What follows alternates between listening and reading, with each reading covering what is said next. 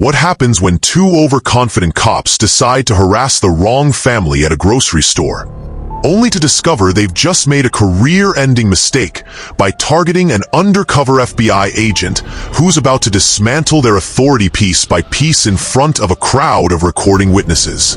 The voice cut through the Saturday morning buzz like a knife. "Sir, I need you to stop right there." Marcus Johnson froze in the cereal aisle of Savamart in Phoenix, Arizona. His wife Keisha looked up from comparing prices on cornflakes. Their 12-year-old son Jalen clutched the shopping basket tighter. Two uniformed officers approached them. The first was tall and broad-shouldered, Sergeant Tommy Mitchell. His partner, Officer Steve Walsh, stayed a step behind, hand resting near his belt. "Can I help you?" Marcus asked, staying calm despite the confusion in his voice. Mitchell stepped closer. "We've had reports of suspicious behavior. I need to see some ID." Keisha straightened up. "Suspicious behavior? We've been here 10 minutes buying groceries." Walsh spoke into his radio without breaking eye contact. "Unit 7, we've got eyes on them now." Marcus raised an eyebrow. "Them? Who exactly do you think we are?" "Sir, I won't ask again. ID now." Jalen moved closer to his mother. "Mom, why are they talking to us like this?" "It's okay, baby," Keisha whispered. "Just stay right here." Other shoppers began to notice. A woman nearby pulled out her phone and started recording. The tension was thick enough to cut with a knife. "If you're accusing us of something," Marcus said evenly, "I'd like to hear exactly what it is." Mitchell took another step forward. "We don't need to spell it out. This is a lawful order. Show me your ID." "And if I don't?"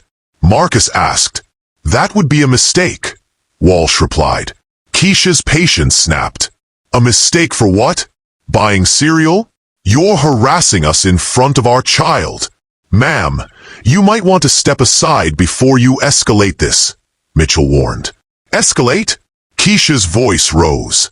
"You walked up to us and accused us of something without proof. That's not escalation. That's intimidation." The air grew heavy.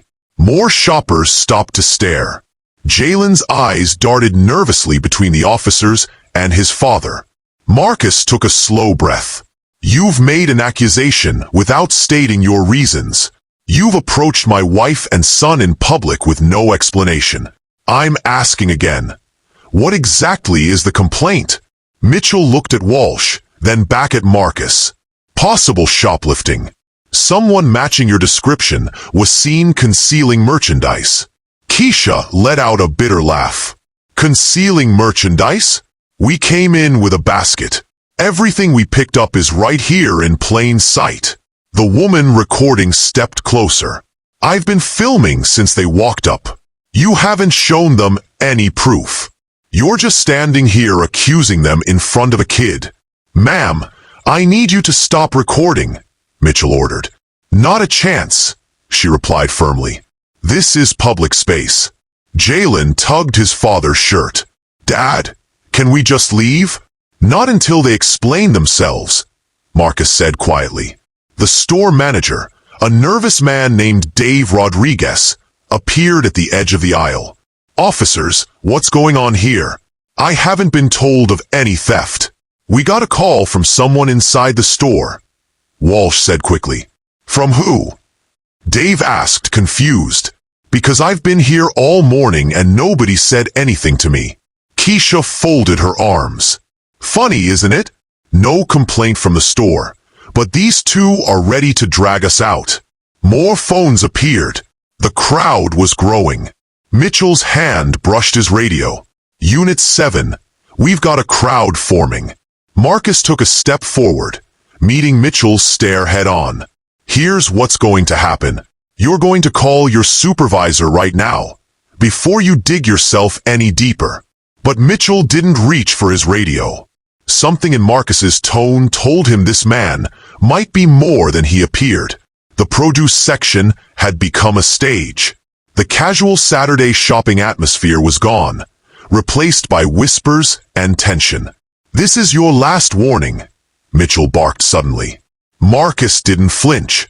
"You've given me plenty of warnings. None of them legitimate." A man from the dairy section called out, "If they stole something, prove it. Otherwise, leave them alone." "Sir, stay out of this." Mitchell snapped. "I'm a customer, same as them," the man shot back. "I've been here 20 minutes. Haven't seen them do anything except shop." The woman filming took another step closer. "Everyone can see this for what it is. You're targeting them for no reason. This is going online." For a moment, it looked like Mitchell might grab for her phone. Marcus's eyes narrowed just enough to catch his attention. That would be a mistake you can't walk back. Dave, the store manager, tried to help. "Officers, maybe I can get the security footage. We can clear this up right now." "That won't be necessary," Mitchell said sharply. "We'll handle it." Marcus's voice turned colder. "Handle it?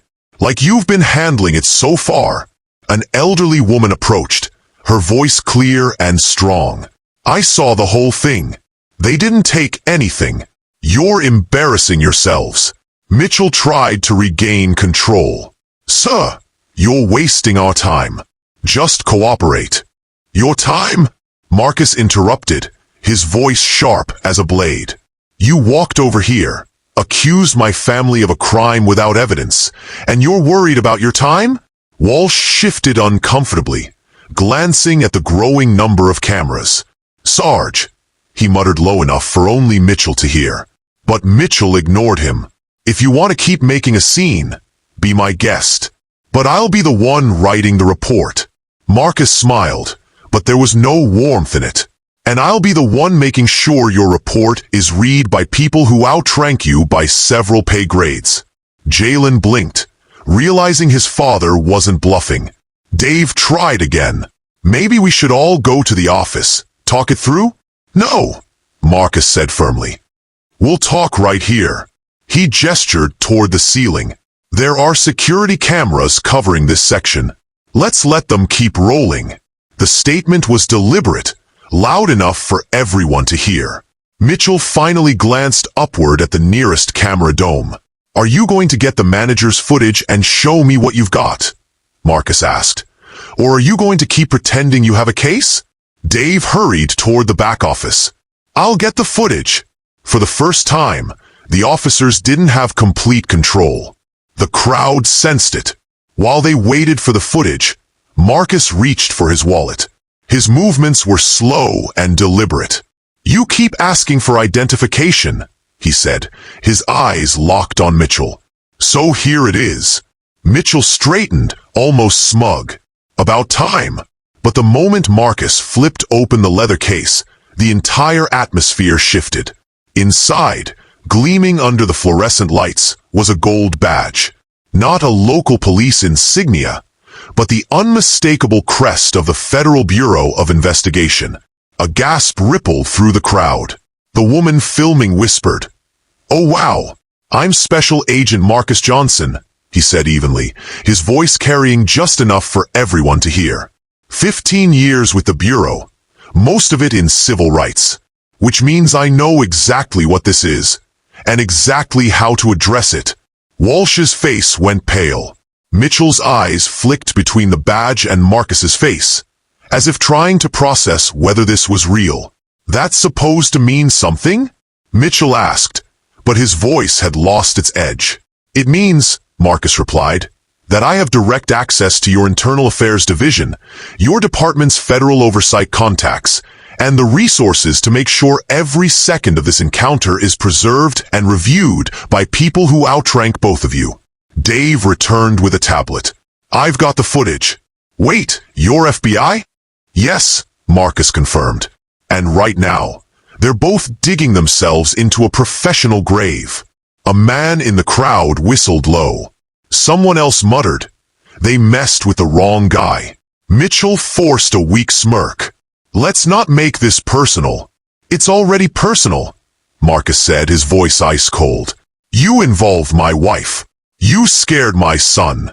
You accused us without cause in a public place in front of witnesses and cameras. That's not just bad policing, it's dangerous policing. Within hours, the cell phone videos were everywhere. The footage showed two officers pressing a calm family, the tense crowd, and the dramatic moment Marcus revealed his FBI badge. By evening, the videos had thousands of views.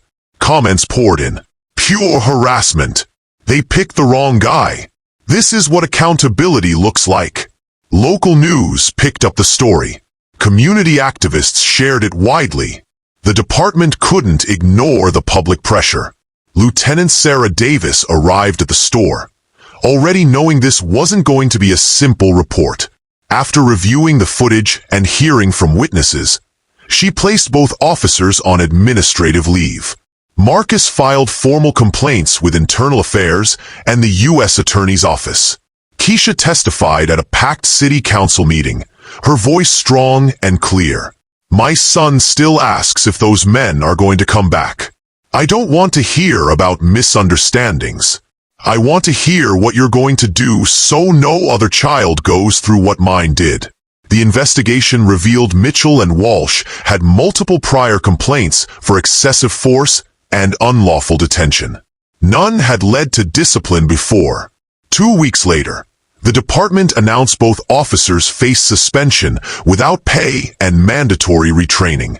It wasn't everything Marcus wanted, but it was a start. The family returned to Savamart the following weekend. They walked the aisles without fear, without tension, without voices calling out from behind them. As Marcus sat on his porch that evening, coffee in hand, he thought about the strangers who had spoken up that day, about the phones that came out without hesitation, about how quickly truth can be buried when nobody's watching. This time, it hadn't been buried. The fight for fairness wasn't over, but his family had made it through intact. And maybe, just maybe, the next family wouldn't need a badge to walk out of a grocery store without fear. Power doesn't check itself. It has to be checked by people willing to stand in its way.